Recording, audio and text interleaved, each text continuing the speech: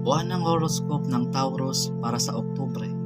Ang buwan ng horoscope para sa Oktubre ay isang halo ng mga magandang pangyayari at mga pagsubok para sa mga taong may zodiac sign na Taurus. Magiging magaan ang takbo ng kanilang karir. Gayunpaman, huwag asahan ang anumang malalaking paglago o pag-usbong sa trabaho.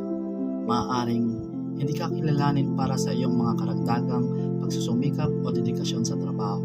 Maaaring magkaroon ng mga pagkaantala o kanselasyon sa mga insentibo at promosyon. Sa huli, magkakaroon ng epekto ang Taurus career horoscope sa kanilang financial horoscope. Walang malalaking kita o magandang pumapasok na pera ngayong horoscope ng Oktubre. Gayunpaman, kung makakatanggap ka ng anumang oportunidad na magpalit ng trabaho o ilipat, kunin ito ng walang pag-aatubili.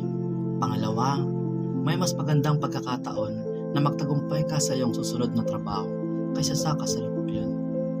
Ang mga kasal na may zodiac sign na Taurus ay maaaring dumaan sa mga malalaking problema sa kanilang buhay, pag-ibig o relasyon. Magkakaroon ng mga mainit na pagtatalo, manggaan at pagkakaiba ng opinyon.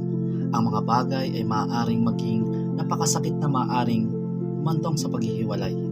Kaya't mag-ingat at huwag maging masyadong matigas.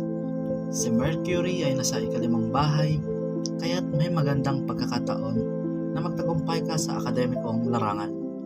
Magiging maganda rin ang iyong mga ugnayan sa pamilya at palaging makakatanggap ka ng suporta mula sa kanila. Ganon din ang iyong health horoscope. Wala itong malubhang sakit o problema. Gayunpaman, maaaring magkaroon ng banayad na lagnat o impeksyon sa lalamunan sa buwan, kaya't mag-ingat ka tungkol dito.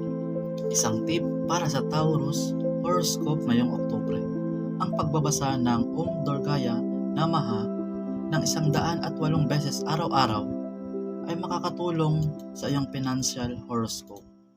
Pati na rin, maging mas mapangunawa at pasensyoso sa iyong kasama kaysa sa kung paano ka ngayon.